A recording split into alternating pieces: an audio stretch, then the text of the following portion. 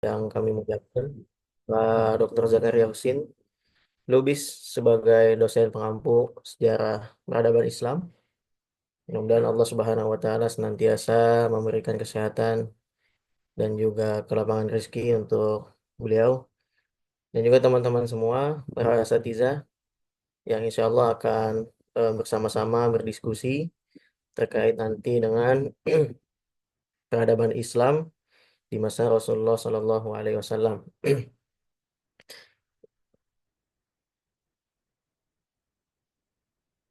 Baik, sudah tampil teman-teman semua?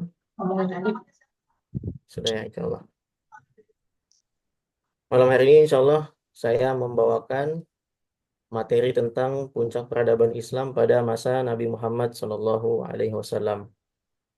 Sebagai pendahuluan bahwa peradaban Islam mengalami puncaknya pada masa Nabi Muhammad Shallallahu Alaihi Wasallam yang merupakan pokok penting dalam sejarah umat manusia. Kehadiran Nabi Muhammad tidak hanya membawa wahyu sebagai pedoman hidup, tetapi juga menjadi katalisator perubahan sosial, ekonomi, dan budaya yang mendalam di masyarakat Arab dan kemudian menyebar ke seluruh dunia. Dalam konteks ini, periode kehidupan Nabi Muhammad SAW dianggap sebagai era emas peradaban Islam, di mana nilai-nilai keadilan, persamaan, dan persaudaraan ditegakkan. Sebagai proses dakwah dan penyebaran Islam, dapat kita ketahui bahwa pada awal pewahyuan Al-Quran kepada Nabi Muhammad SAW, masyarakat Arab sudah memiliki tradisi dan tradisi mereka dalam posisi dinamis, dengan kekuatan yang bertumpu pada semangat kesukuan. Semangat keyakinan mereka adalah pada penyembahan kepada roh nenek moyang mereka, benda-benda yang dikeramatkan, dan berhala-berhala menjadi sesembahan mereka. Begitu kentalnya tradisi masyarakat dengan penyembahan berhala sampai di sekitaran Ka'bah ada banyak berhala atau patung-patung yang menjadi sesembahan masyarakat Arab kala itu. Syirik dan penyembahan berhala menjadi kebiasaan sehari-hari masyarakat Arab dan keyakinan khayalan dan khurafat selalu menyelimuti kehidupan mereka, orang Arab jahiliyah.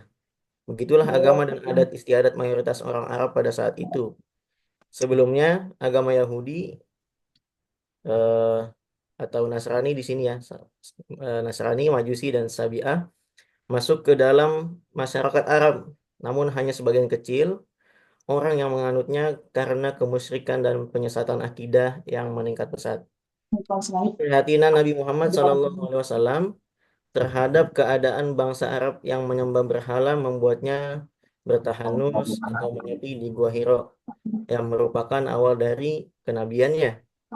Tempat inilah beliau menerima wahyu pertama, yaitu surat Al-Alaq ayat 1 sampai ayat 5 yang menandakan pengangkatan beliau sebagai nabi dan utusan Allah.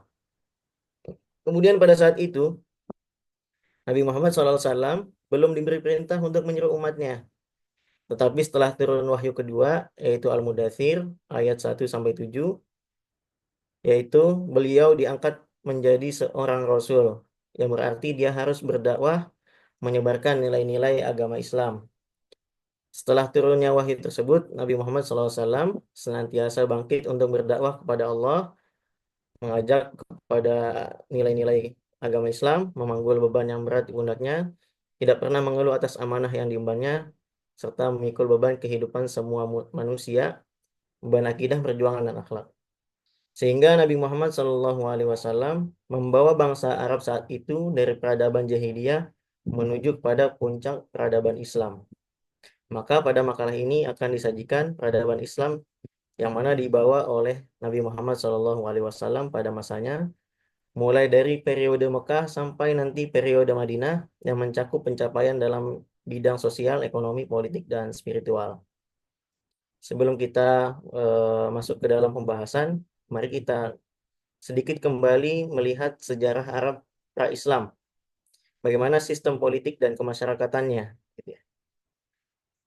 Yaitu bangsa Arab sebelum Islam hidup bersuku-suku atau kabilah-kabilah dan berdiri sendiri-sendiri.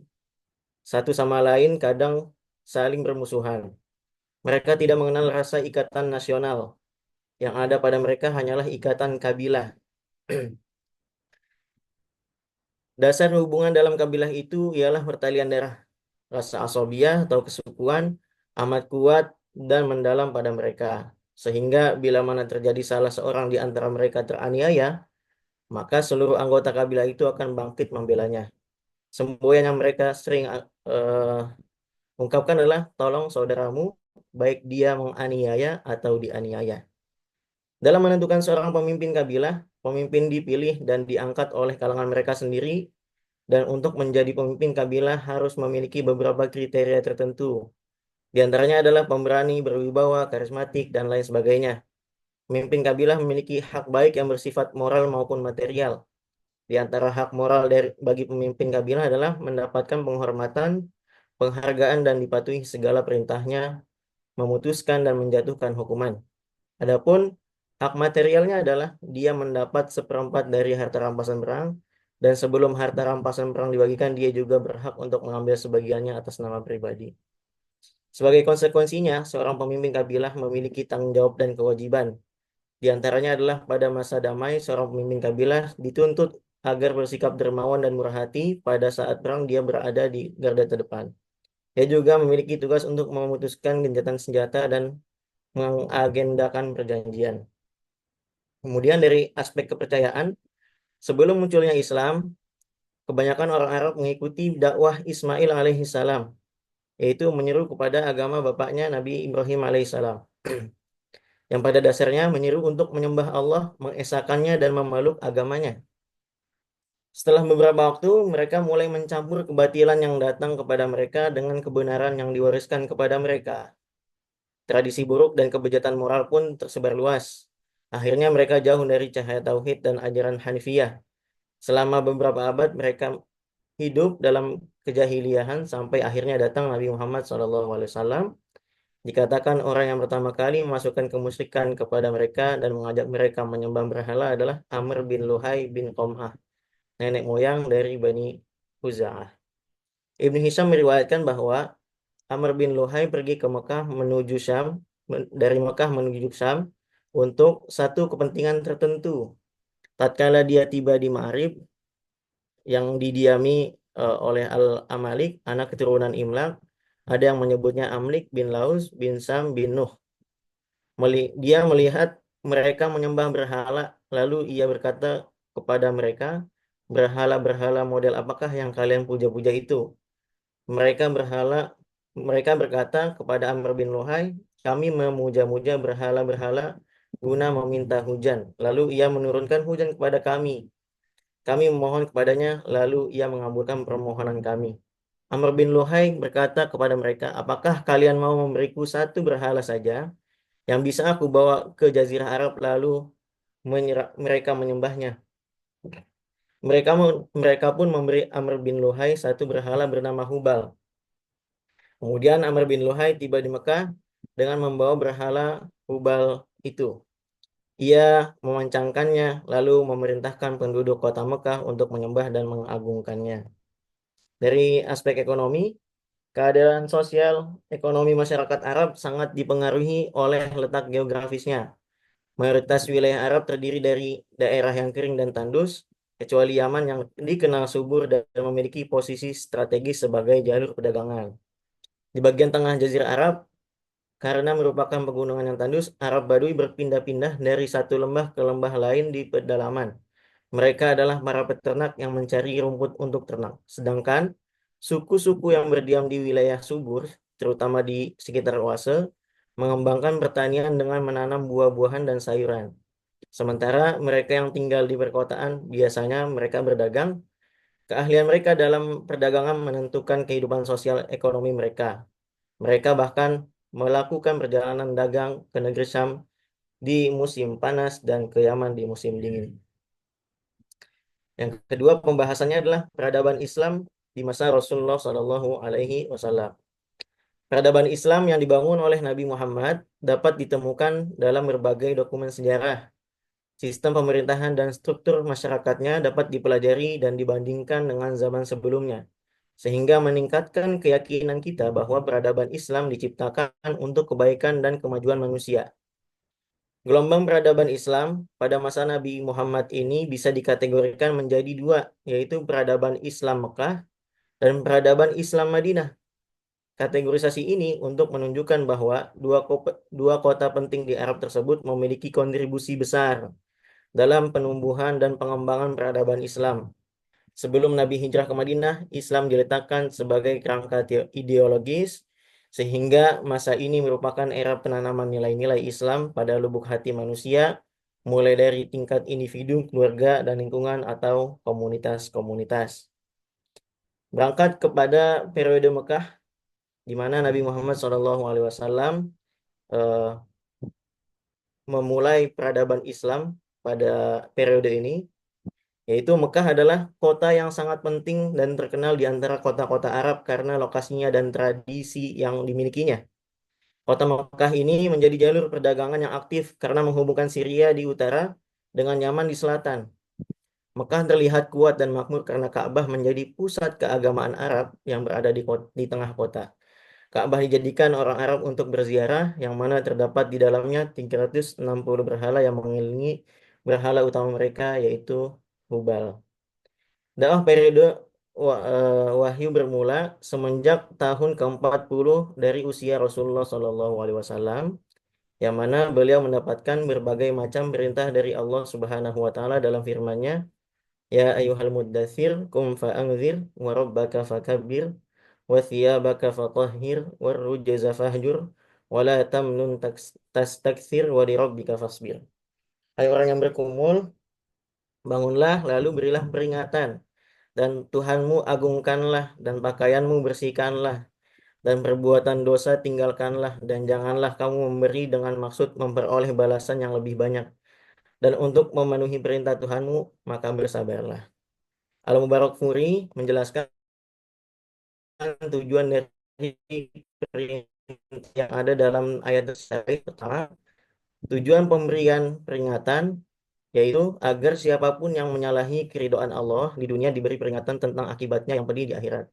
Yang kedua, tujuan mengagungkan Rob, agar siapapun yang menyombongkan diri di dunia tidak dibiarkan begitu saja, melainkan kekuatannya akan dipunahkan, sehingga tidak ada kebesaran di dunia selain kebesaran Allah. Yang ketiga, tujuan membersihkan pakaian dan meninggalkan dosa, agar kebersihan dan batin benar-benar tercapai. Begitu pula kebersihan jiwa dari segala kotoran, agar jiwa manusia selalu berada dalam rahmat dan penjagaan Allah. Yang keempat, tujuan larangan mengharap yang lebih banyak dari apa yang diberikan, agar manusia tidak menganggap usahanya sesuatu yang besar, dan agar senantiasa mereka berkorban. Yang kelima, dalam ayat yang terakhir terdapat isyarat gangguan, siksaan, ejekan, dan olok-olok yang akan dilancarkan para penentangnya, penentang Nabi Muhammad SAW, yaitu Allah memerintahkan Nabi Muhammad agar bersabar dalam menghadapi semua itu dengan mengharapkan keridhaan Allah. Pada periode Makkah ini dapat dibagi menjadi dua tahapan dakwah, yaitu pertama, tahapan dakwah secara sembunyi-sembunyi berlangsung selama 3 tahun. Nabi Muhammad SAW mulai menyambut perintah Allah dan mengajak manusia untuk menyembah Allah semata dan meninggalkan berhala. Tetapi dakwah Nabi ini dilakukan secara rahasia untuk menghindari tindakan buruk oleh orang-orang Quraisy yang fanatik terhadap kemusyrikan dan paganismenya. Nabi Muhammad SAW tidak menampakkan dakwah di majlis-majlis umum orang-orang Quraisy dan tidak melakukan dakwah kecuali kepada orang yang memiliki hubungan kerabat atau kenal baik sebelumnya. Orang-orang yang pertama kali masuk Islam ialah Khadijah bintu Khuwailid radhiyallahu anha, Ali bin Abi Thalib, Zaid bin Harisah, mantan budak Rasulullah SAW, dan anak angkatnya Abu Bakar bin Abi Quhafa, Utsman bin Affan, Zubair bin Awam, Abdurrahman bin Auf, Sa'ad bin Abi Waqqas, dan lain sebagainya.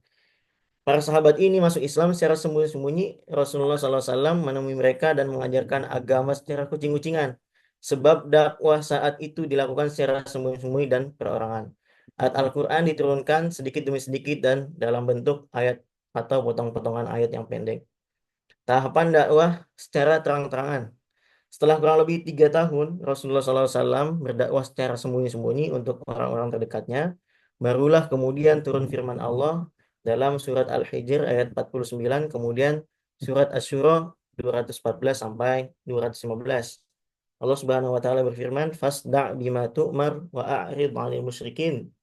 Ya, artinya maka sampaikanlah wahai Nabi Muhammad sallallahu alaihi wasallam secara terang-terangan segala apa yang diperintahkan kepadamu dan berpalinglah dari orang-orang musyrik.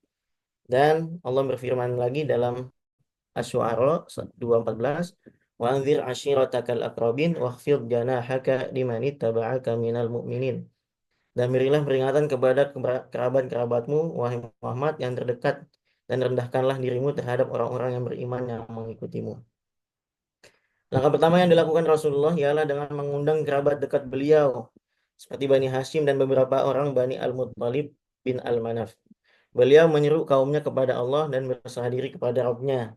Namun dari sekian banyak yang datang, semua menentang Rasulullah Shallallahu Alaihi Wasallam dan hanya Abu Thalib lah yang mendukung dan memerintahkan melanjutkan perjuangan Nabi Muhammad SAW itu. Dakwah Nabi Muhammad SAW secara terang-terangan ini ditentang dan ditolak oleh bangsa Quraisy dengan alasan bahwa mereka tidak dapat meninggalkan agama yang telah mereka warisi dari nenek moyang mereka dan sudah menjadi bagian dari tradisi kehidupan mereka.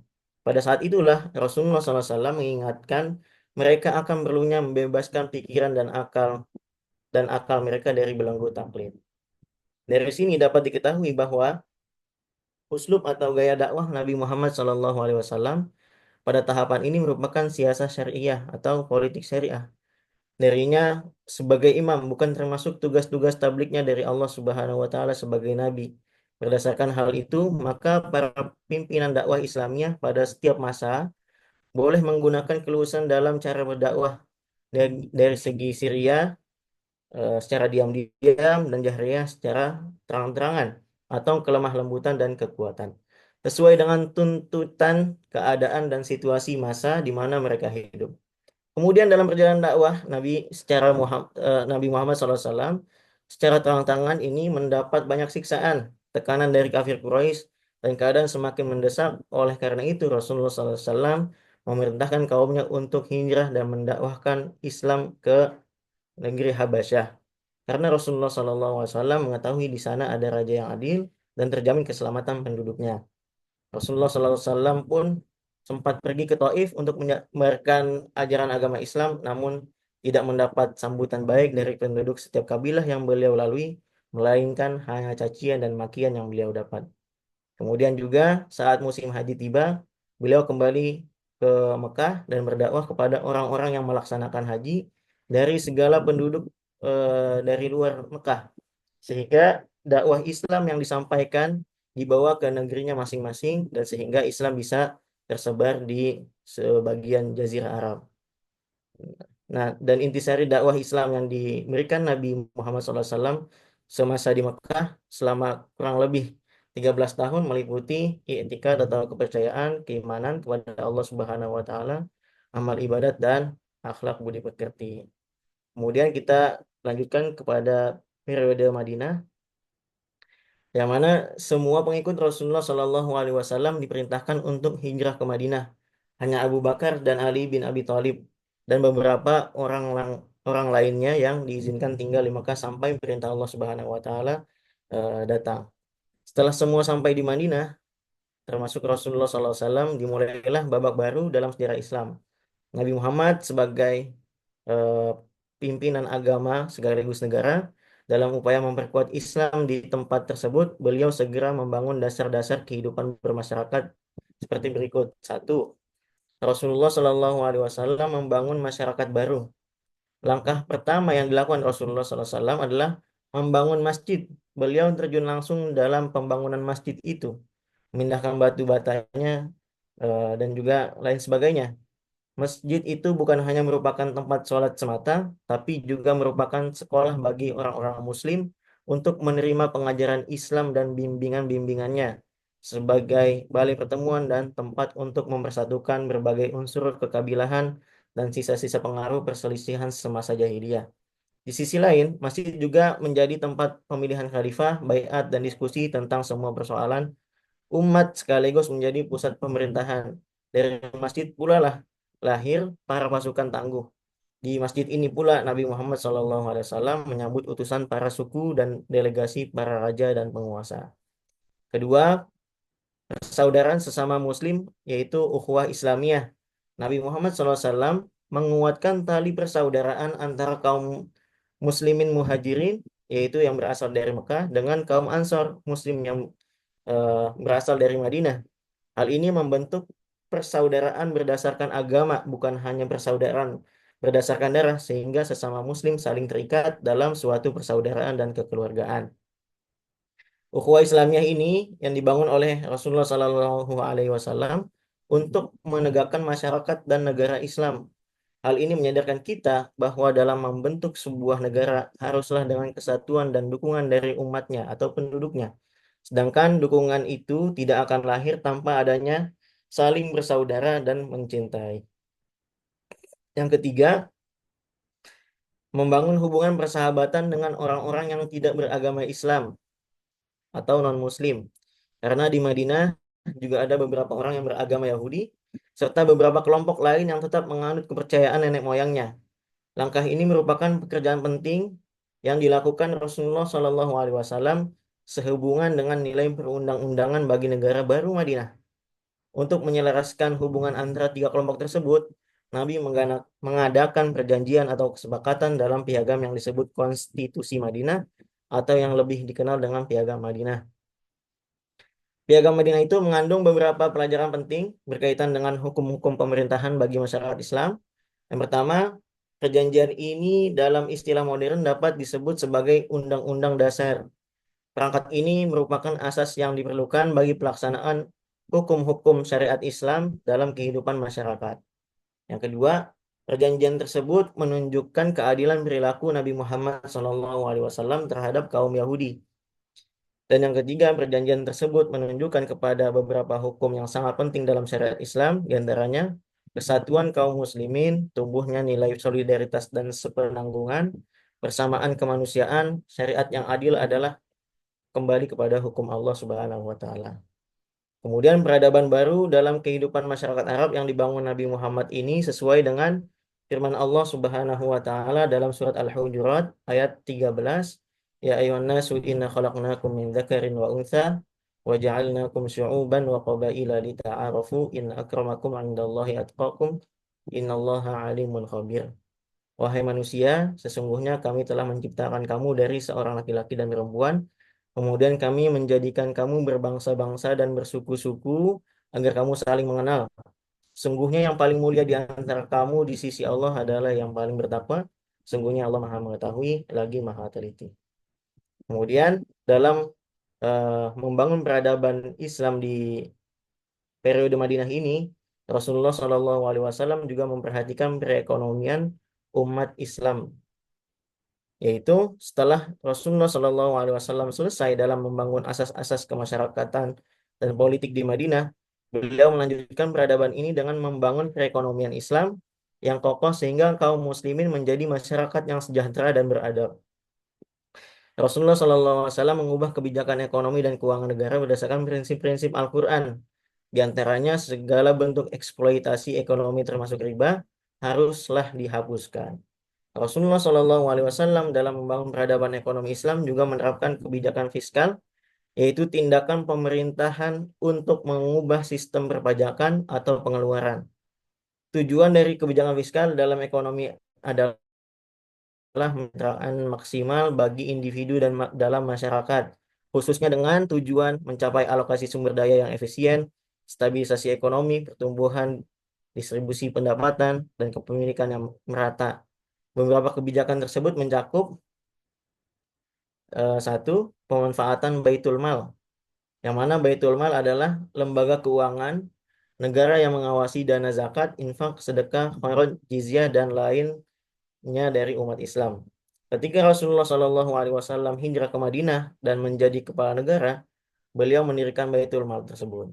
Adapun penggunaan uang Baitul Mal dibagi menjadi dua, yaitu yang pertama untuk membiayai tugas-tugas negara seperti gaji tentara, para pejabat negara, dan memelihara penjara. Yang kedua untuk membuat jalan-jalan umum, persediaan air, minum, dan memperbaiki kerusakan tanah kharaj. Pengelolaan pendapatan nasional dan partisipasi dalam tenaga kerja. Rasulullah SAW yang mana kala itu melakukan kebijakan mempersaudarakan kaum muhajirin dengan kaum ansor. Hal ini menyebabkan terjadinya distribusi pendapatan dari kaum ansor ke kaum muhajirin yang berimplikasi pada peningkatan permintaan total di Madinah. Rasulullah Shallallahu Alaihi Wasallam juga membagikan tanah kepada kaum muhajirin untuk pembangunan pemukiman yang berimplikasi pada peningkatan partisipasi kerja dan aktivitas pembangunan pemukiman di Madinah, sehingga menghasilkan kesejahteraan umum untuk kaum muslimin. Dan yang terakhir, kebijakan perpajakan. Penerapan kebijakan pajak yang dilakukan Rasulullah Shallallahu Alaihi Wasallam seperti kharaj, yaitu sejenis pajak tanah, khumus, pajak seperlima, dan zakat menyebabkan terciptanya kestabilan harga dan mengurangi tingkat inflasi. Pajak ini khususnya khumus mendorong pendapatan stabilitas, pendapatan dan produksi total pada saat terjadi stagnasi dan penurunan permintaan dan penawaran agregat. Kebijakan ini juga tidak menyebabkan penurunan harga atau jumlah produksi.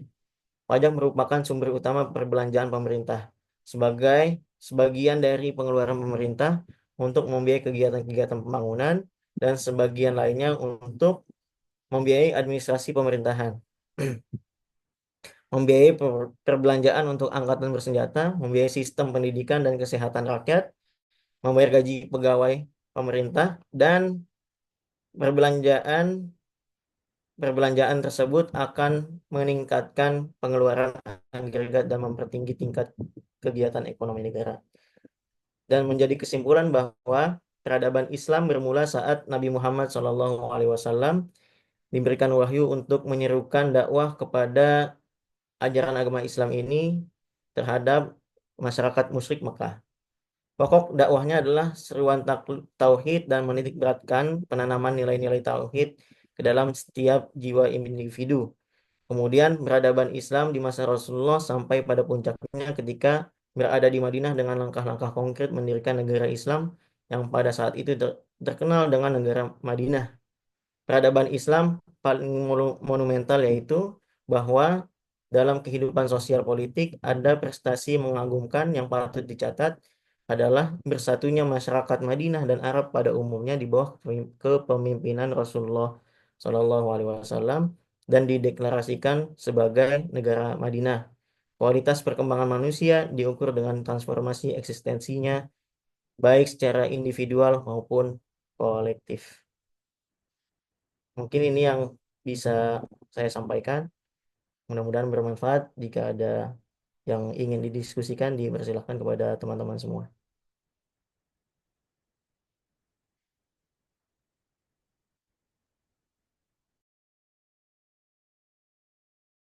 Assalamualaikum warahmatullahi wabarakatuh. Pak Nukman, izin Waalaikumsalam bertanya, Pak Nukman. Ya,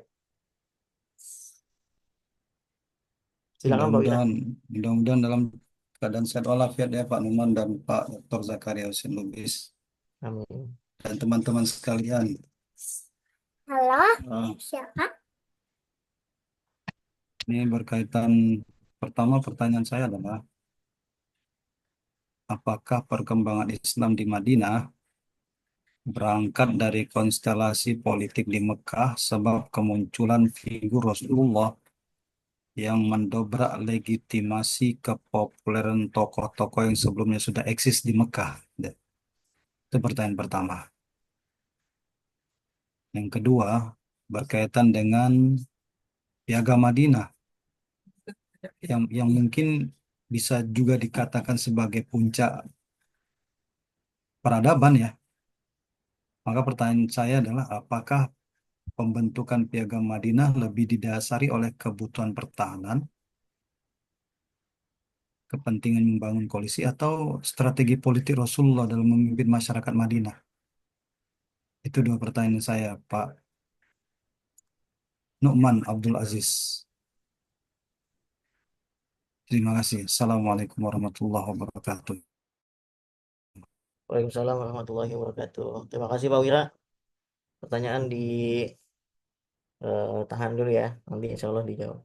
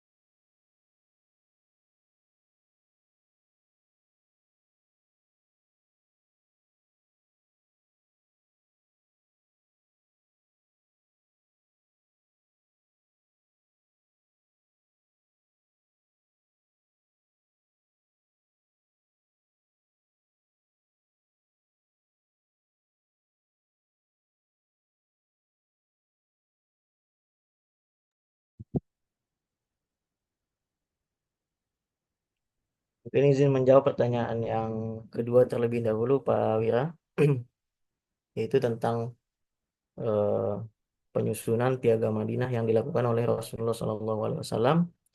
Ini didasari tidak hanya dari aspek ketahanan, tapi juga yang menjadi dasar eh, penentuan atau pembentukan Piagam Madinah ini adalah agar mencapai stabilitas sosial, yang mana saat itu umat Islam yang dipimpin oleh Rasulullah SAW tidak hanya hidup dengan sesama Muslim di Madinah itu, melainkan juga hidup berdampingan dengan orang-orang Yahudi dan orang-orang yang lainnya ya, seperti orang-orang yang menyembah berhala gitu ya. Sehingga dalam Piagam Madinah pun ditetapkan untuk bebas beragama, tapi tidak bebas beragama dan tidak mengganggu satu sama lainnya gitu ya. Dan juga kestabilan sosial lainnya, seperti misalkan eh, pembolehan untuk berinteraksi eh, eh, jual beli antara Muslim dan lainnya, sehingga semua kegiatan yang telah ditentukan, yang ditetapkan atas dasar Piagam Madinah itu bisa menjadi kebaikan untuk semuanya gitu. Jadi tidak hanya untuk ketahanan negara Islamnya, tapi juga untuk melihat bagaimana kestabilan sosial pada semua elemen masyarakat saat itu. Mungkin itu Pak Wira.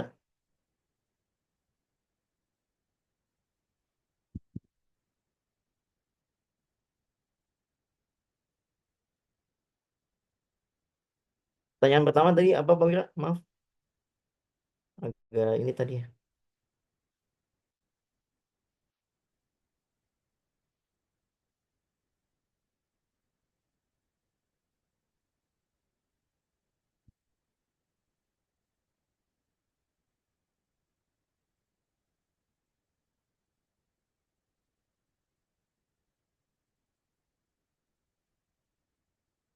Dan lanjutan saya mengenai karena kita bisa melihat apa namanya piagam Madinah ini dalam skop yang lebih luas. Tapi kalau jawaban Pak Numan adalah untuk mensosial, maka pertanyaan saya lanjutannya adalah bagaimana strategi Rasulullah menjaga kepatuhan berbagai kelompok terhadap piagam Madinah ini gitu.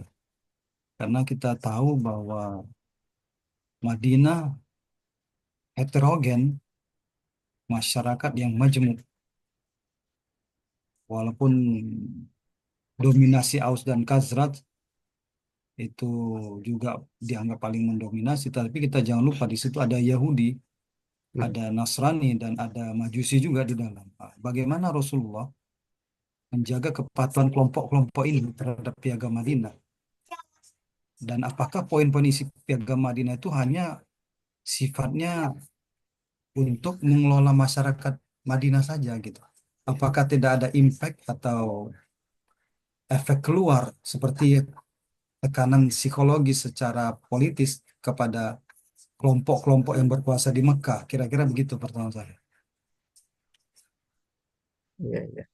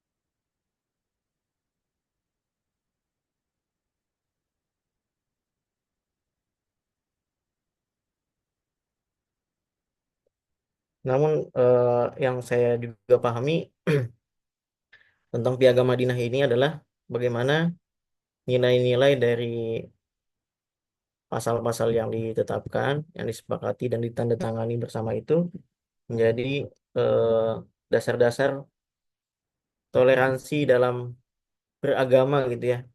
Dan kemudian eh, eh, pengakuan terhadap keberagaman,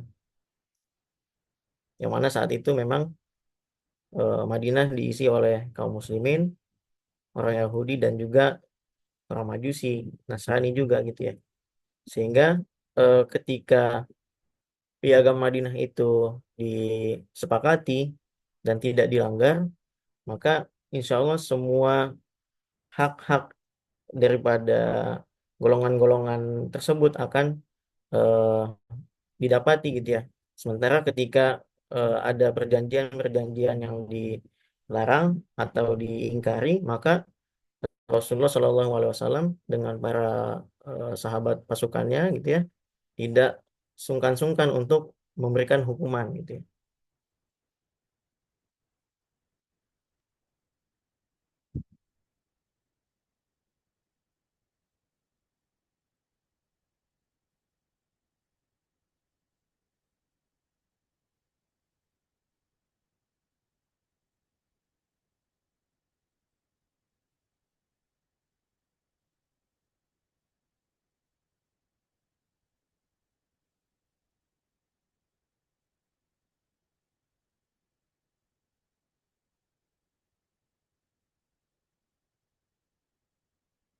Atau teman-teman lainnya yang bisa menyempurnakan bagaimana Piagam Madinah itu bisa menjadi hal yang lebih besar dampaknya kepada umat muslim dan juga kaum-kaum di luar muslimin.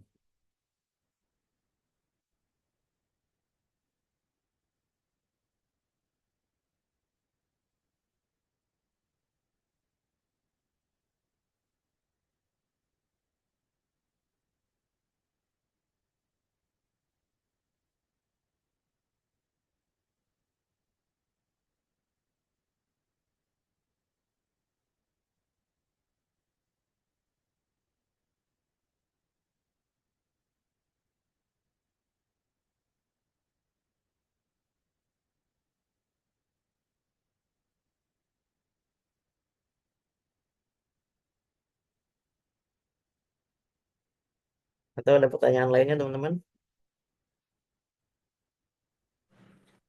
Bismillah, izin masuk Ustadz Nokman. Silakan Ustaz. Tadi yang sudah disampaikan oleh pemakalah ya, terkait dengan puncak peradaban Islam ya, pada masa Nabi Muhammad SAW. Nah, menurut pemakalah sendiri, ya kira-kira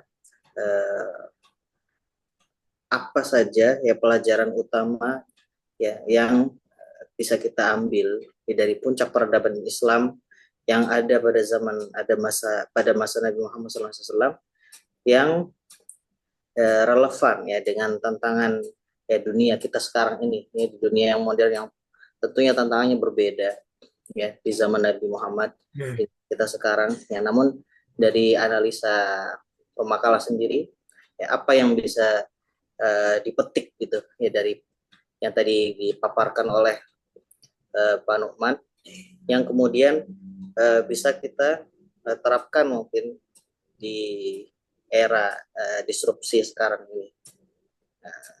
Mungkin itu Pak Nukman. Terima kasih. Iya, iya. Terima kasih Pak Munib atas pertanyaannya. Eh, Menurut hemat saya yang pertama adalah yaitu pelajaran yang diberikan oleh Rasulullah Shallallahu Alaihi Wasallam pertama kali untuk membuat tempat perkumpulan orang Muslim itu sendiri, yang mana ini menjadi cikal bakal peradaban Islam. Kalau kita kaitkan dengan konteks hari ini, maka perlunya untuk membuat sentral-sentral keagamaan gitu ya, seperti halnya pendidikan gitu ya, dibuatkan sekolah. kemudian dibuatkan kampus dan sebagainya macamnya gitu ya. Sehingga dari sentral-sentral keagamaan itu bisa muncul cendekiawan-cendekiawan yang eh, membantu dalam peradaban Islam ke depannya gitu ya. Kemudian yang kedua terkait dengan ukhuwah Islamiyah yang mana bisa jadi sekarang ini ukhuwah Islamiyah yang kita temukan eh, begitu eh, renggang ya, bahkan sesama Muslim sekalipun gitu ya. Di antara kita, apalagi di Indonesia ini banyak sekali golongan-golongan kaum muslimin yang berbeda-beda gitu ya. Misalkan sebut saja Nahdlatul Ulama, kemudian Muhammadiyah, ada perselisihan gitu ya. Hmm. Akhirnya tidak sama seperti yang kita dapatkan ukhuwah Islamiyah yang diajarkan oleh Rasulullah SAW yang mana ketika itu mempersaudarakan Muhajirin dan Ansor. Bahkan yang menjadi tingkat puncak ukhuwah Islamiyah adalah Isar yang mana mendahulukan saudaranya untuk mendapatkan kebahagiaan daripada dirinya sendiri gitu ya. Nah, ini mungkin bisa kita telaah kemudian kita terapkan dalam kehidupan kita yaitu ukhuwah Islamiyah sehingga tidak hanya menjadi ungkapan yang sepintas terlewat dari lisan kita saja sebagai ukhuwah Islamiyah kita mengaku muslim tapi nyatanya tidak atau jauh dari yang diajarkan oleh Rasulullah SAW. Di antara kita ada yang mungkin sampai mengkafirkan gitu ya, sampai membid'ahkan, walaupun itu ada pada hal-hal yang khilafiyah gitu ya. Nah itu eh, yang bisa dijadikan sebagai refleksi kita sebagai orang Muslim sendiri gitu ya, melihat bagaimana kita ternyata jauh sekali dari ukhuwah Islamiyah yang sudah diajarkan dulu oleh Nabi Muhammad SAW. Gitu.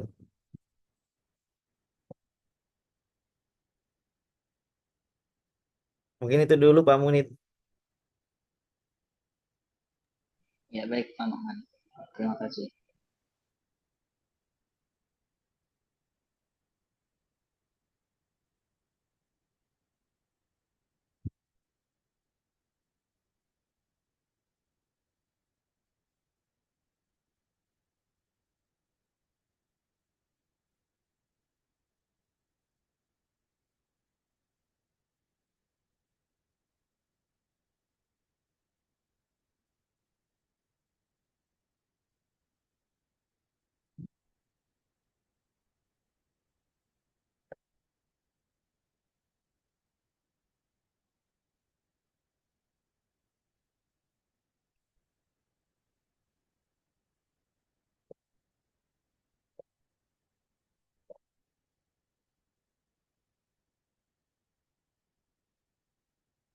Masih adakah teman-teman yang ingin didiskusikan?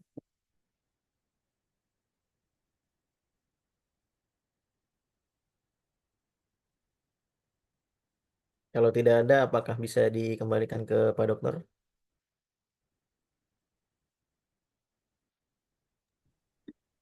1917 sekarang kok cepat banget. Masih lama lagi, masih lama lagi. Ini kan banyak ya diskusikan tentang Nabi Muhammad, peradaban yang apa, yang terjadi di periode ini. Kenapa kok terdiam semua? Kan bisa dibahas dari segi peradaban agama-agama, kan apalagi peradaban Persia, peradaban Romawi, itu kan harus dibahas. Politiknya gimana, ya dan lain sebagainya. Terlalu cepat ya 1918 masih lama lagi dia masih ada berapa menit lagi nih hampir 1 jam masih ada ya silakan dilanjut. Ya, izin Ustaz, Pak Dokter, izin bertanya Ustaz Umam. Ya. Menurut pandangan pemakalah ya, kan tentang Piagam Madinah ya, Sifdom Madinah, tentang konsep negara dalam Islam, Ustaz. Mungkin boleh dijelaskan menurut pandangan pemakalah. Iya. Baik, terima kasih Ustazah. Yang mana pertanyaannya bagaimana konsep negara dalam Islam menurut makalah gitu ya. Eh, Memang negara itu diperlukan dalam eh, peradaban eh, suatu umat gitu ya, terutama kita sebagai umat Islam. Kemudian ketika ada negara atau Islam ini memiliki negara yang mana kala itu dipimpin oleh Nabi Muhammad SAW, dengan negara itu banyak eh, apa namanya dasar-dasar pemerintahan yang dapat disepakati oleh eh, penduduknya saat itu gitu ya, baik itu terkait dengan ekonominya ataupun peribadatannya, keyakinannya dan segala macamnya gitu ya. Dan juga tentu ada konsekuensinya ketika masyarakat tidak mengikuti aturan-aturan yang sudah ditetapkan oleh negara. Semisal kita di Indonesia pasti ada konsekuensinya ketika kita melanggar aturan-aturan yang sudah dibakukan dalam pasal-pasal di negara kita. Sama halnya seperti konsep bernegara di agama Islam, yang mana tujuan utamanya adalah ingin untuk eh, meninggikan agama Islam itu sendiri, menyebarluaskan agama Islam dengan peranan negara, yang tentunya negara itu peranannya akan lebih luas daripada kita individu individu atau kelompok-kelompok kecil gitu ya. Maka dampak yang terlihat akan lebih signifikan ketika dilakukan dengan berjamaah, khusus dalam bernegara ini gitu ya. Contoh kecil saja, ketika kita saat ini menyerukan untuk kemerdekaan Palestina gitu ya, untuk menyerukan kemerdekaan Palestina. Ketika kita hanya menyampaikannya secara individual, misalkan kita eh, serukan di media sosial kita tentang pemboikotan dan segala macamnya, nah itu akan terasa lebih sedikit dampaknya, atau bahkan dampaknya hanya kepada warga-warga sekitar kita saja gitu, atau keluarga kecil kita. Berbeda halnya ketika negara yang sudah bergerak. Jika negara sudah bergerak, kemudian menginstruksikan penduduknya untuk mengikuti kebijakan yang sama, maka dampaknya akan lebih besar dan akan terlihat gitu ya. Indonesia sampai saat ini, alhamdulillah, masih terlihat sebagai negara yang vokal dalam hal pembebasan negara Palestina, itu contohnya. Mungkin yang saya pahami seperti itu, Ustazah. Jadi ketika negara itu sudah dibentuk untuk membantu peradaban Islam ini, maka akan lebih mudah dalam mensiarkan, menyebarkan ajaran agama Allah Subhanahu wa taala ini. Namun perbincangan tentang apakah negara Islam itu haruskah dilakukan saat ini nanti akan jauh lebih eh, penjelasannya gitu ya. Mungkin dari teman-teman nanti yang membahas tentang negara Islam, khilafiyah dan sebagainya macamnya.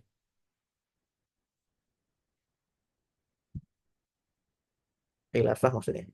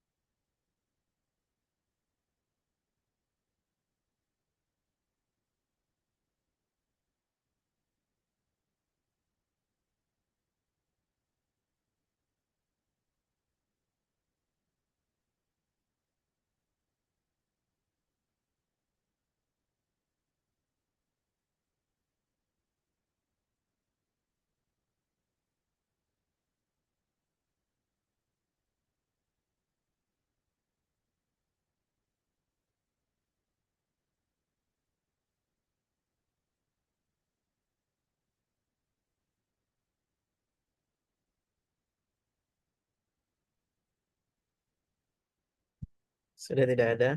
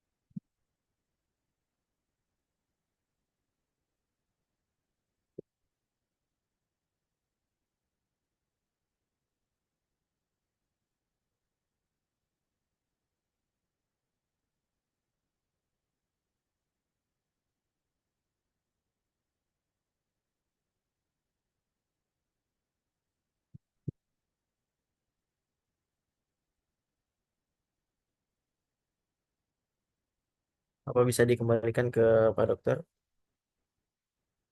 Karena terlihat belum ada tanggapan lagi dari teman-teman.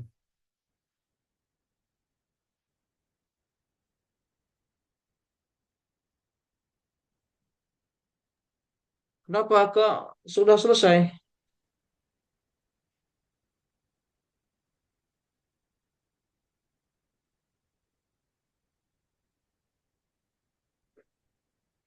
Muhammad, Nabi Muhammad.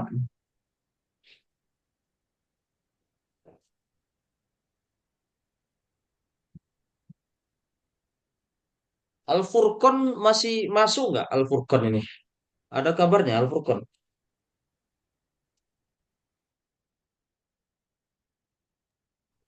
Nggak ada Pak Dokter. Ya, berarti sudah nggak lagi ya? Soalnya sudah saya lihat di absennya sudah nggak pernah lagi masuk Al-Furqan. Semoga ya Tapi di lagi matkul masuk. sebelumnya ada Pak. Di Ya, matkul pokoknya sebelumnya sudah ada. ada lima kali, udah nggak dianggap lagi kan kontraan. Makanya saya tanya Al-Furqan ini. Pokoknya absennya kan ini kan terekam, saya jadi gampang aja apanya. Apalagi saya upload di YouTube kan. Jadi ya sudah paham-paham saja kan. Kalau sudah 5 kali nggak muncul di kamera, Furqan berarti tidak ada lagi ya. Nabi Muhammad pertama yang ingin kita sampaikan, saya simpulkan masalah peradaban agama-agama ya. Minggu lalu kita bahas tentang Nabi Ibrahim. Menuju kulminasi peradaban Nabi Ibrahim. Baru minggu ini Nabi Muhammad. Jarak antara Nabi Ibrahim ke Nabi Muhammad itu lebih kurang 2,5 milenium ya. 2,5 milenium. 1 milenium itu kan 1.000 tahun. 2 milenium 2.000 tahun. Setengahnya berarti 2.500 lah ya. Jadi 2,5 milenium itu jarak Nabi Ibrahim ke Nabi Muhammad. Berarti ada banyak peradaban yang terjadi ya. Kita bayangkan dari Ibrahim, uyutnya Nabi Muhammad, sampai cicitnya Nabi Muhammad itu 2.500 sekitar segitulah ya, lebih kurang 2,5 milenium. Milenium. Ada 30 generasi kalau kita melihat sanadnya dari Muhammad itu sampai Nabi Ibrahim. Ibrahim, Ismail, ya, bla bla bla bla, terus sampai Nabi Muhammad itu 30 generasi. 2,5 milenium itu ada 30 generasi. Berarti satu rata-rata satu generasi berapa usianya? 2,5 milenium itu 2.500 lebih kurang. Berarti satu generasi berapa usianya itu? Nah, kalau kita ingin mencari itu, saya nggak tahu juga berapa kira-kira. Berarti satu generasi zaman itu 25 tahun usianya Pak. berapa itu? Hah? Coba 2,5 milenium jarak Ibrahim ke Muhammad itu ada 30 generasi. Berarti satu generasi usianya berapa? Kalau ukuran ilmu sosial sekarang satu generasi 25 tahun, Pak. Ya sekarang kalau kalau ini yang ke Nabi Ibrahim ke Nabi Muhammad, biar kita tahu berarti usia itu berarti dulu rata segitu gitu kan. Kita tahu berapa itu kira-kira? Saya belum pernah saya hitung coba. Kira-kira berapa? 2.500 ya, 2 milenium, 2,5 milenium ke 30 generasi. Berarti satu generasi usianya berapa? Sampai 100, ini nggak sampai ya? 83 tahun kurang lebih, Pak. Rata-rata ya, satu Ya, generasi lebih dari 80 tahunan ya. ya. Berarti 2.500. Karena nabi yang terdeteksi yang hidup di Masehi itu kan cuma dua aja kan. Pertama Nabi Isa, Nabi Isa itu satu Masehi. Ada yang mengatakan satu Masehi itu mulai dia wafat, ya dikatakan itu dia satu Masehi. Jadi wafat kemudian naik ke langit itu dikatakan satu Masehi. Makanya ada kita hari libur secara internasional ya. Nggak tahu ya di luar Indonesia libur apa enggak. Tapi kalau di Indonesia kan ada tuh ke apa eh, hari apa libur yang hari apa itu hari naik kenaikan Yesus Kristus itu kan ada deh. Naskah, Bulan Pak. berapa itu Naskah. kenaikan Yesus ya? Bulan berapa tuh kenaikan Isa Al-Masih itu? Itu kan libur ya di Indonesia kan? Nah itu kan patokan satu Masehi. Wafatnya kemudian sampai dia naik ke langit itu satu Masehi. Ada yang bilang lahirnya Nabi Isa. Jadi lahir Nabi Isa gitu dia lahir dari Maryam itu dikatakan satu Masehi. Nah, tergantung itu mana patokannya nanti kan. Tapi yang jelas Masehi ini Nabi Muhammad dengan Isa alaihissalam ya. Rentang waktu Isa Muhammad itu lima abad ya. 5 abad lah, 5 abad terakhir, 6 abad permulaan ya. 571 kan Rasul lahir ya sampai 6 6 6 berapa wafatnya kan 63 tahun. Jadi ada banyak generasi ya. Jadi peradaban agama-agama. Karena langsung Nabi Muhammad ini langsung namanya sudah Islam. Ya, kata-kata diksi dalam Al-Quran langsung Islam kan. Zaman Nabi Ibrahim tidak ada istilahnya langsung dikatakan Islam. Yang membawa diksi Islam itu ya Nabi Muhammad ini. Apakah Islam ini itu agama atau dia hanya wacana damai mempersatukan agama-agama sebelumnya? Ini perlu juga dikaji nih. Islam, salam, sulam, apakah yang dibawa Nabi Muhammad ini sebenarnya penyempurnaan agama-agama yang sebelumnya yang saling berperang antara Yahudi sama Nasrani?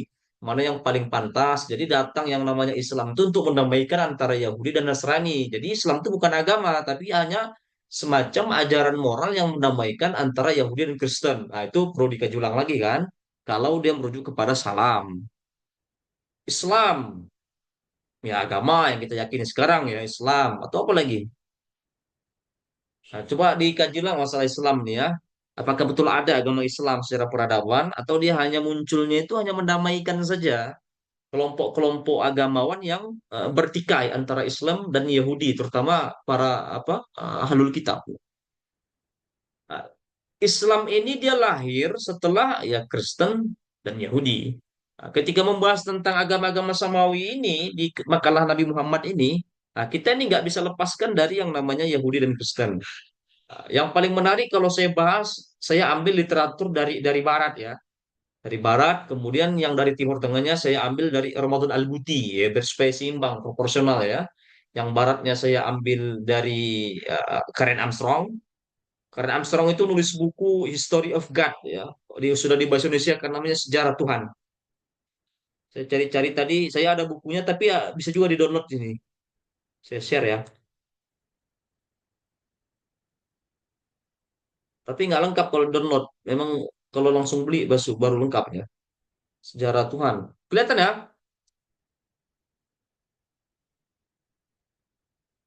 Ada sejarah Tuhan. Nah ini, Armstrong. Ini sangat berkaitan dengan makalah kita yang minggu-minggu sebelumnya ini. Kisah pencarian Tuhan yang dilakukan oleh orang-orang Yahudi, Kristen, dan Islam selama 4.000 tahun. 4 milenium. 4.000 tahun. Ya, saya langsung ke sini, daftar isi. Karen Armstrong pengarangnya ya. Karena Armstrong ini dia dulu biarawati orang Kristen ya, kemudian nggak beragama ya, karena mempelajari agama, mempelajari sejarah ya, kemudian dengan data yang otentik, akhirnya dia memutuskan dia keluar dari agama-agama apapun, sehingga dia menjadi ateis. Jadi semakin banyak ilmu membuat kita ragu tentang agama, itulah bahaya. semakin pinter kita kadang, semakin banyak tahu sejarah, semakin dia meragukan keimanannya. Jadi akhirnya dia tidak beragama. Yang awalnya di Kristen, sekarang dia ateis ya. Dia di Eropa, ya orang Eropa, Inggris kalau nggak salah saya. Ini pala mulanya.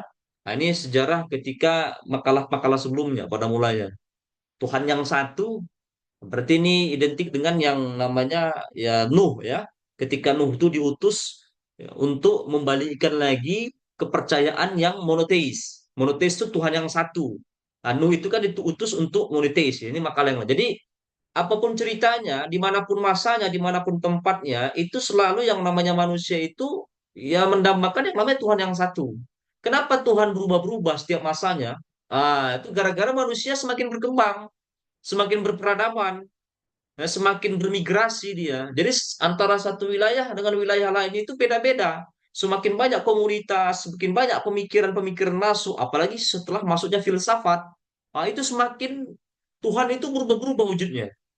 Nah, makanya dari Tuhan yang satu, cahaya bagi kaum non-Yahudi. Kenapa dikatakan cahaya bagi kaum non-Yahudi? Nah, dulu Yahudi ini memiliki Tuhan yang satu. Bahkan ketika Rasul hidup itu, komunitas di Mekah dan di Madinah itu, agama yang paling bagus itu adalah agama Yahudi. Paling bagus. Islam belum ada, belum hadir. Ya masih proses ya. Belum masih proses. Apalagi Rasul masih periode di Mekah, belum di Madinah ya. Islam itu kan antara Mekah dan Madinah. Itulah yang 63 tahun, ada 23 tahun dakwah Rasul itu. Jadi ini proses. Jadi agama yang paling bagus di Mekah dan Madinah itu Yahudi. Nah, kalau kita melihat Nabi Muhammad di teks suci Al-Quran, ya itu jelas Nabi Muhammad itu kiblatnya itu kemana? Bukan ya kiblatnya itu ke Yerusalem. Kiblat Nabi Muhammad itu kalau nggak salah saya Al-Baqarah 184 ya. Coba. Sebelum turun qad nara taqalluba wajhika fis sama falanwalliyannaka kiblatan itu surah apa? Al-Baqarah berapa itu? 144 atau berapa? 177. Ya, 144 177. Ya, ketika Nabi Muhammad itu ingin sekali apalah kiblatnya itu harus berbeda lah dengan orang Yahudi. Ya, karena selalu dicemooh tuh Rasul tuh. Kau bilang misalnya gitu ya. Anda bilang ajaranmu ini yang paling bagus, tapi toh nyatanya engkau tuh sholat tuh ngadap Tuhan kami Yerusalem tuh kan apa sinagog itu apa namanya? Kubra As-Sakrah itu apa the Dome of the Rock itu kan. Ketika Isra Mi'raj itu Rasul kan naik dari situ ya. Ya kiblatnya Rasul tuh ke situ ya. The Dome of the Rock yang ada di Palestina itu kan. Nah, itu yang jadi olok-olokan orang-orang Yahudi. Sampai pindah Rasul ke apa Madinah. Baru turun ayat itu kan. Baru turun ayat. Makanya ada ketika apa di Masjid Kiblatain ya. Kalau pernah ke sana Kiblatain yang ada di Madinah itu kan kiblatnya ada dua ya. Jadi ketika Rasul sholat itu 2 rakaat itu menghadap ke apa? Ke utara, kemudian 2 rakaat terakhir itu menghadapnya ke selatan. Karena posisi Madinah itu kan tengah-tengah itu ya, tengah-tengah. Di selatannya itu Mekah, di utaranya itu adalah apa tadi itu Kubah Sakrah, the Dome of the Rock ya, tempat kiblatnya orang Yahudi. Jadi ketika Rasul sholat 4 rakaat, itu 2 rakaat pertama ke utara, 2 rakaatnya ke selatan. Itu kan asbab nuzul dari Al-Baqarah tadi itu kan, Qad nara taqalluba wajhika itu kan. Setelah kami lihat wajahmu meminta terus ingin ada perbedaan kiblat. Akhirnya Rasul berpindah kiblatnya 180 derajat kan, ketika posisinya berada di kota Madinah peristiwa hijrah ya. Ketika hijrah sudah sampai kota Madinah. Nah, ini apa namanya menganggap bahwasanya Yahudi itu adalah agama paling bagus ya. Bahkan sampai sekarang Yahudi sama Islam itu kan mirip-mirip ya. Masalah makanan ya. Kalau kita ada halal haram, sampai sekarang peradaban Yahudi ada namanya Koresh food. Pernah dengar Koresh food nggak? Jadi Yahudi itu ketat juga masalah makanan. Mereka namanya Koresh food ya. Kalau kita halal haram, mereka tuh nggak boleh makan babi sama kayak kita juga kan. Sama. Di sini, ini kenapa pecah ya? Kenapa agama Yahudi yang monoteis ya menjadi pecah? Itu dibuat di dia cahaya bagi kaum non Yahudi. Nah, ini dibuat peta di sini. Pecahnya di sini. Nih, kerajaan Israel dan Yehuda 722 586 sebelum Masehi. Dibuat Karen Armstrong. Ini terpecah dia. Utara ke atas ke selatan. Ini yang Yehuda kan? Yehuda nih. Yehuda, utara, selatan. Siapa Yehuda? Yehuda ini kan nama orang. Jadi bukan agama sebenarnya. Yehuda nama orang, kemudian orang ini menjadi raja, kemudian ada pengikutnya, kemudian pengikutnya memiliki keturunan-keturunan, sampai akhirnya Yehuda ini jadikan nenek moyang mereka, sehingga keturunan-keturunan berikutnya ini menganggap ini menjadi agama nenek moyang, menjadi Yehuda, menjadi Yahudi, kan itu nama orang. Siapa Yehuda ini? Ini salah satu anak dari keturunan Nabi Ibrahim. Ibrahim punya anak Ishak, kemudian Ismail, Muhammad itu dari Ismail, kemudian Ishak itu yang dari keturunan Yahudinya. Ishak punya anak Yakub. Yakub itu punya anak 12. Ya kan, Yusuf, Binyamin, dan salah satunya adalah Yehuda ini. Yehuda ini. Jadi dulu bersatu. 12 suku ini bersatu. Suku Yusuf, suku Benyamin, suku Yehuda, dan lain sebagainya. 12 suku itu. Nah, kalau dalam surah Yusuf kan itu mimpi ya. Nabi Yusuf itu ada 12 apa? 12 bintang apa 12 bulan. Yang dia melihat itu kan itu. Jadi dia setelah terpecahnya kerajaan ini. Kenapa terpecah? Karena masa ketika mereka memiliki raja. Jadi orang Yahudi ini punya raja. Raja yang sangat perkasa. Yang menolong mereka, yang bisa membawa mereka ke tempat suatu tanah yang dijanjikan. Ini kan tanah dijanjikan, itu namanya seorang tokoh ini namanya David ya. Bagi mereka kalau dalam Islam Daud ya. Makanya David ini adalah seorang tokoh hebat, perkasa, gagah ya. Kemudian ada sihir bisa membuat besi menjadi lunak ya. Kalau kita mukjizat lah ya. Nah, ini raja mereka yang apa namanya yang melindungi mereka. Makanya sampai sekarang pun peradaban itu mereka gunakan sebagai simbol ya. Bendera Israel itu kan namanya Star David ya, bintang Daud. Jadi David ini Daud, Raja Daud. Keturunan mereka itu menjadikan mereka dia itu raja. Mati Daud, ini masih satu satu kerajaan ya. Ini jadi antara utara sama selatan masih satu kerajaan. Ketika dipimpin Daud ya. Nah, kemudian mati Daud digantikan anaknya raja juga Sulaiman. Lebih dahsyat lagi nih apanya ini. Sulaiman ini memiliki mujizat lebih luar biasa lagi kan. Bisa ngomong sama jin dan lain sebagainya. Bahkan sampai binatang juga bisa kan. Nah, mati yang namanya Sulaiman, suku-suku tadi itu terpecah yang 12 itu. 11 menjadi agama yang lurus, Tuhan yang satu, satu itu berpisah dia ini. Yehuda ini kan, bisa dia. Mungkin selama ini Yehuda ini apa ya, kelompok-kelompok Yehuda ini sebenarnya pingin pisah ya ketika dipimpin Nabi Sulaiman. Cuma apa daya, mereka tidak punya kekuatan ya, sementara Sulaiman punya kekuatan, tapi setelah mati pimpinannya, satu membelot ya, buat kelompok sendiri ya. Istilahnya menjadi oposisi lah. Ya, jadi Yehuda tadi itu akhirnya menjadi agama. Kan ini yang menjadi pecahkan antara Israel lama dengan Israel baru, ini yang menjadi Yehuda ya. Zionis sekarang tuh kan ini kan, Zionis ini. Nah ini yang masih Tuhan yang satu, ini yang sudah beredar. Makanya nih daftar isinya gitu. Cahaya bagi kaum kaum non Yahudi. Ini mereka bilang non Yahud yang bukan Yahudi. Cahaya bagi kaum non Yahudi. Ya masih mengikuti Tuhan satu. Masuk kemudian paham filsafat, ya Trinitas Tuhan Kristen. Kapan masuk paham filsafat? Itu masuknya sebelum Nabi Muhammad itu ada peradaban apa itu? Peradaban yang menaklukkan semuanya hampir sebagian Timur Tengah. Helenisasi. Ya, Helenisasi. Kita cek Helenisasi ya. Helenisasi. Kenapa menjadi Trinitas? Helenisasi. Nah, kemarin dijelaskan Pak Wira itu yang salah makalah dia. Alexander Agung. Alexander the Great. Ini hidupnya di sini nih. Helenisasi. Helenisasi. Ini Helenisasi ini. Hmm. Kapan terjadinya? Terjadinya abad kedua nih. 332 sebelum Masehi. Yang dia taklukkan itu ini Mesir, Syria, Asia Kecil, ya. Ada yang lebih detail lagi ya. Ada Helenisasi. Ada nggak yang lebih detail? Seni rupa Helenistik, periode Helenisasi ini. Periode Helenisasi.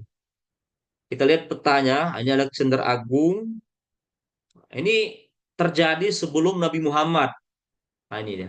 Helenisasi itu Alexander Agung itu yang pernah ditulis Pak Wira yang salah makalahnya itu dia berasal dari Makedonia nih, Yunani, Itali sekarang ya. Nah, ini yang dikuasain ini dari Eropa terus ini dikuasain terus ini ke Mesir sampai ujung sini. Persia, Romawi, Persia dikuasain. Ini Helenisasi ini. Apa Helenisasi itu? Menyebarkan budaya Yunani. Bagaimana budaya Yunani? Mitos-mitos. Ya kan? Misalnya dewa-dewa, ada dewa Zeus, ada Hercules, ada Sena, ada Poseidon, ada banyak ini mitos-mitos yang terjadi. Nah, ini periodisasi.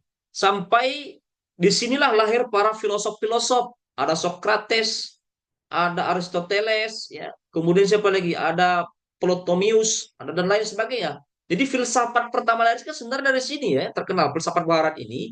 Ini yang membuat sejarah Tuhan di sini tadi, ini Trinitas. Masuknya paham filsafat digara-garakan adanya Helenisasi ini, gara-gara ada Helenisasi ini Timur Tengah nih menjadi yang namanya Trinitas. Jadi yang namanya kekristenan dulu Tuhannya satu. Masuk paham filsafat yang dibawa Helenisasi tadi ini, periode Helen, budaya Yunani disebarkan, membuat abad setelahnya itu ya paham-paham filsafat. Tiga menjadi satu, satu menjadi tiga itu. Nah, itu gara-gara Helenisasi ya. Membawa budaya barat ke Timur Tengah. Itu menjadi Trinitas. Ya. Dengan tokoh-tokohnya nanti kan ada Anselmus ya, apalagi tokoh-tokohnya itu.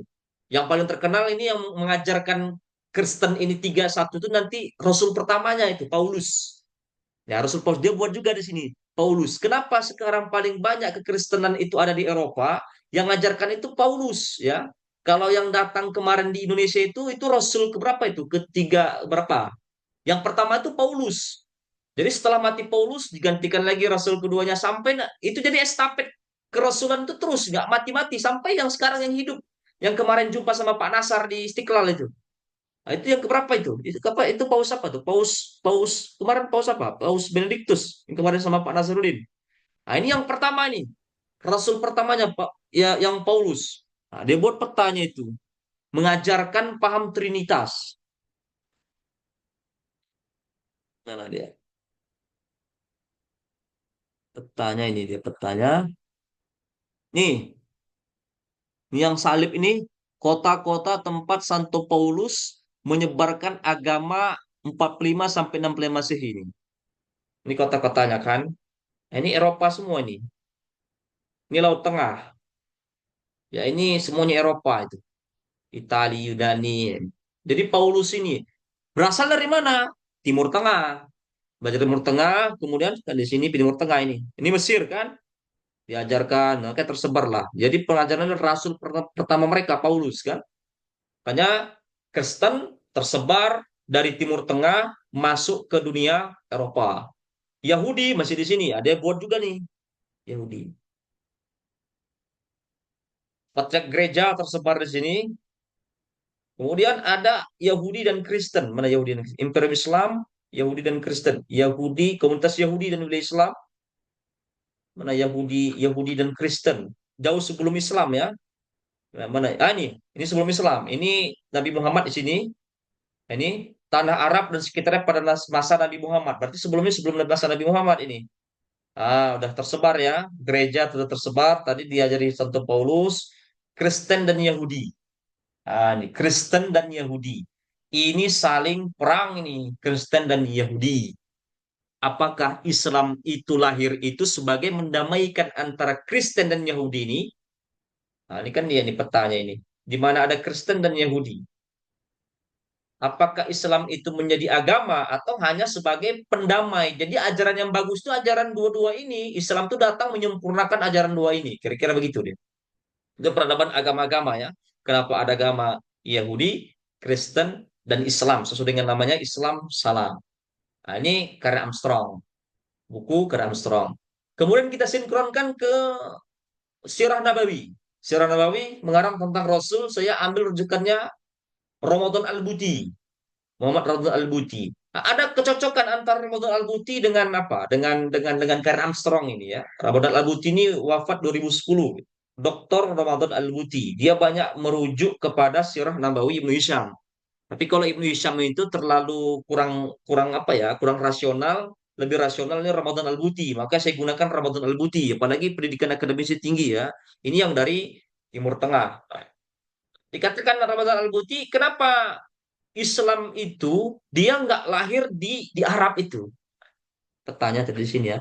Ini pakai Ramadan Al-Buti tapi kita gunakan petanya Karen Armstrong ini ya. mana tadi peta masa Nabi Muhammad ini tanah Arab. Kenapa nggak di sini gitu? Yang kayak kepala kuda ini. Kalau gitu. Kenapa Islam itu jatuhnya di sini, bukan di sini dan di sini?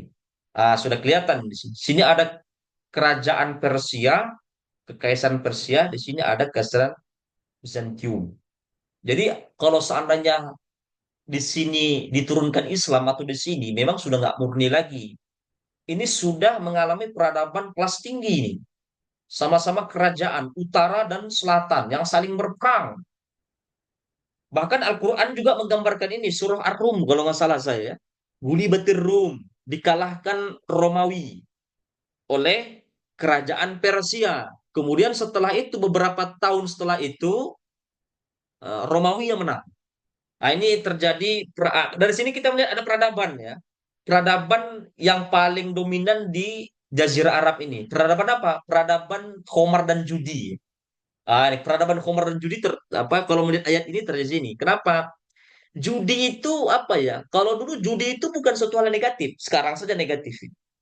Bahkan zaman Rasul, judi itu dan khamar itu bukan suatu hal yang negatif di awal-awal masa dakwah Rasul itu. Makanya bunyi Al-Qur'annya itu ya, ditanya Rasul, yas'alunaka anil khamri wal maisir, Muhammad ditanya samamu tentang khamar dan judi. Bagaimana pendapatmu? Oh, itu dosa, tapi ada juga manfaatnya. Itu ayat apa itu? Itu dosa, tapi ada juga manfaatnya gitu. Kul fihima ismun kabir wa manafi'ul linnas. Oh iya dosa itu, tapi bermanfaat. Ini aneh ini ya. Dosa, tapi bermanfaat. Yang namanya dosa ada manfaat. Ini dosa, tapi juga ada manfaatnya. Fihima ismun kabir wa manafi'ul linnas. Tapi dia itu bermanfaat juga. Sampai nanti ada nasih mansuh ya, yang menghapuskan ayat ini, baru turunlah Al-Maidah 90. Ya, innamal khomru wal maisir rijusun min amali seton. Khomar, judi itu perbuatan setan. Fajtanibuhu baru jadi haram kan. Fajtanibuhu maka jauhilah. Jadi ini ada peradaban apa? Kalau sekarang bahasa judi apa sekarang? Kalau negara-negara tuh kayak di Las Vegas, kasino ya. Sekarang judi terbesar itu kan kasino Amerika ya. Julukannya apa itu kalau Amerika itu Las Vegas tuh? Sin of City. Sin of City, Sin dosa, City. Kota dosa besar ya, Sin City. Jadi kalau kita mau main judi Las Vegas, kalau misalnya di Asia terkenal di apa Malaysia Genting Island ya, atau di Tiongkok ya kan. Dulu di sini di bandar paling terbesar di sini nih sudah menjadi peradaban. Karena judi bagi orang masyarakat jahiliyah itu adalah menunjukkan apa ya, kedermawanan seorang, nggak pelit. Jadi orang pelit itu nggak mau main judi. Jadi orang yang paling royal itu pada saat itu ya main judi gitu. Nah, itu sifat orang Arab itu. Lebih kepada apa ya? Memang begitu budaya mereka itu. Judi itu memang menjadi suatu budaya yang memang nggak bisa ditinggalkan. Untuk menunjukkan suatu orang tuh kaya itu harus main judi. Makanya Abu Bakar main judi dia. Nah, kan taruhan Abu Bakar di Surah Ar-Rum itu kan. Mana menang? Romawi atau Persia? Nah, orang-orang Quraisy pada saat itu megangnya megang megang Persia atau Romawi. Kalau Abu Bakar dia megang ya, orang-orang Quraisy megang Persia. Kalau orang Romawi, kalau Abu Bakar tuh megangnya Bizantium. Nah, itu kira-kira judinya begitu. Oke ya, taruhan kata Abu Bakar. Aku pegang Romawi. Orang-orang Quraisy itu pegang Persia. Karena tahu, karena Abu Bakar ini sudah tahu nih ada wahyu kan, karena dekat Nabi dengan dekat Nabi Muhammad kan. Al-Quran membunyikan Romawi itu kalah dengan Persia. Beberapa tahun setelah itu Romawi menang. Makanya Abu Bakar megang Romawi. Itu juga ya, kenapa Romawi ini yang dibilangkan ahlul kitab ya? Karena antara Islam sama Kristen sama punya kitab. Sementara Persia di sini nggak ada kitab. Ini namanya agama budaya, agama Zoroaster. Ya, Zoroaster. Di sini Zoroaster kuat sekali, moralnya sudah hancur lebur di sini. Zoroaster, Zoroaster nih, Zoroaster. Nih, Zarathustra nih, nabi juga dia. Nabi Zarathustra ini, tapi agak sedikit melenceng moralnya. Ini yang ada di Persia. Mana tadi?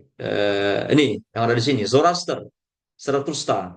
Kalau di sini ahlul kitab, mesti samalah dengan ya sama-sama. Islam punya kitab Al-Quran, Kristen punya kitab apa namanya Injil. Jadi masih saudara lah, sama-sama punya kitab, kitab. Kalau di sini ada kitab, murni pemikiran Zoroaster, filosofi seorang nabi bagi orang Zoroaster, ya. Moralnya rusak. Misalnya seorang anak boleh nikah sama ibunya, seorang ayah boleh nikah sama anaknya untuk menjaga apa tadi ya? Ya, untuk menjaga mungkin nasabnya supaya tidak menikah yang lain. Kemarin kita bahas tentang apa? Ras paling unggul tuh ras apa? Ras Arya. Itu dari sini gitu. Ras Arya itu. Lambang Nazi itu sama lambangnya ini, lambang Nazi itu. Coba lihat di uh, topinya Adolf Hitler itu kan begini topinya. Lambang Nazi itu ini pertama ini ras unggul. Makanya mereka tuh nikahnya itu ya untuk misalnya supaya menjaga keturunannya nikah sama anaknya. Jadi kacau ya. Makanya kenapa Islam nggak lahir di situ sudah kacau gitu. Sudah kacau gitu. Jadi kenapa Islam nggak di sini? Kata Ramadan Al-Buti sudah kacau. Ajarannya begitu. Nah, kenapa nggak di sini? Ya sudah kacau juga. Udah ada Helenisasi gitu. Nah, makanya sini turun. Jadi ada cocok ya antara Ramadan Al-Buti dengan Karl Armstrong ini. Nah, kalaupun kita lihat terjadi perperangan ini dalam Helenisasi ini nggak tersentuh. Nah, berarti logikanya di sini tidak ada resource ekonomi. Di sini memang peradaban sangat tertinggal masalah ekonomi. Kita tengok misalnya di sini kan, ini nggak tersentuh ini. Perangnya di sini nih. Karena sini mungkin padang tandus ya, gurun pasir. Ya orang nggak mau transaksi dagang orang-orang yang orang-orang Houthi sekarang, orang-orang Yaman, dia terus ke sini kan. Di sini nggak dilihat, nggak dilirik. Makanya disinilah kata Ramadan Al-Buti itu diturunkan yang namanya Islam itu. Mereka ini kalau moral masalah kejujuran, judi itu kan identik dengan solidaritas. Ya, solidaritas, tolong menolong itu mesti kuat di sini. Tapi memang jahiliyahnya itu.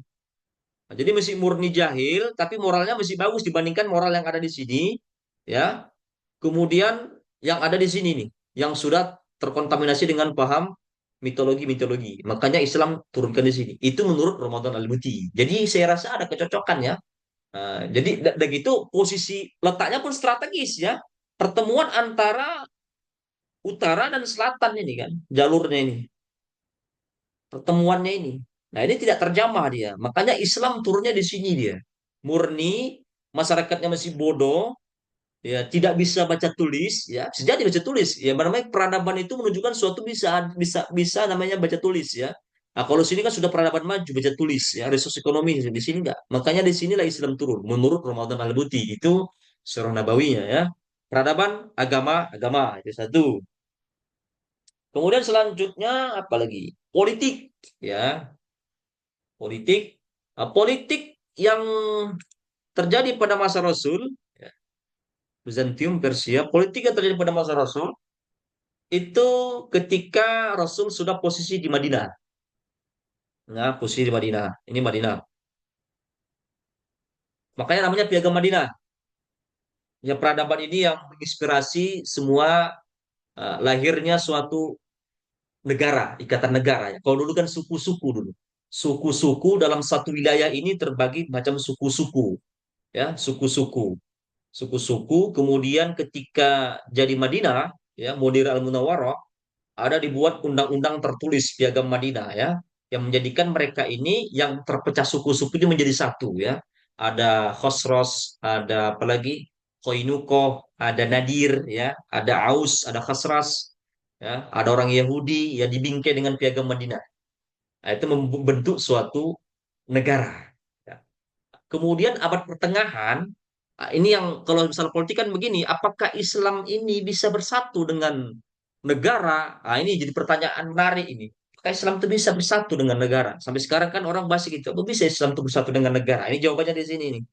Nah, ketika Nabi Muhammad ini menyatukan ya para apa namanya kelompok-kelompok ini di Madinah dengan ada Piagam Madinah, ya, itu mereka disatukan dengan yang namanya ideologis ya Islam. Islam itu menjadi mayoritas, militernya terbesar, Yahudi sudah tidak bisa lagi melawan, ya mau tidak mau tunduk sama Islam.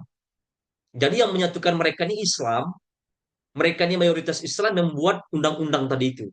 Jadi yang menyatukan mereka menjadi suatu negara di Madinah itu ya Islam itu. Makanya undang-undangnya pun ia menggunakan undang-undang Islam. Meskipun orang Yahudi di situ dia tetap menggunakan hukum Islam kecuali dalam hal-hal yang tertentu dia harus bayar jizyah kan.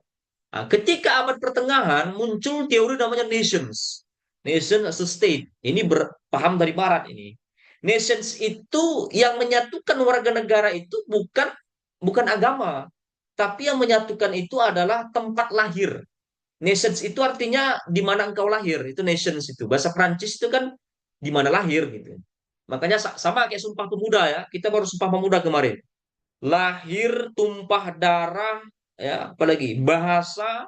Jadi itu maksudnya tadi itu adalah ya persatuan itu berdasarkan tempat lahir, bukan karena agama. Nah, makanya ketika menggodok rumusan Pancasila, ya, Piagam Jakarta itu kan tidak mudah, tidak semudah Nabi Muhammad ya, karena mayoritas itu pada saat itu militer terkuat Islam, semuanya sudah takluk, apalagi Fathu Makkah itu menunjukkan Islam tuh udah menang telak itu kan.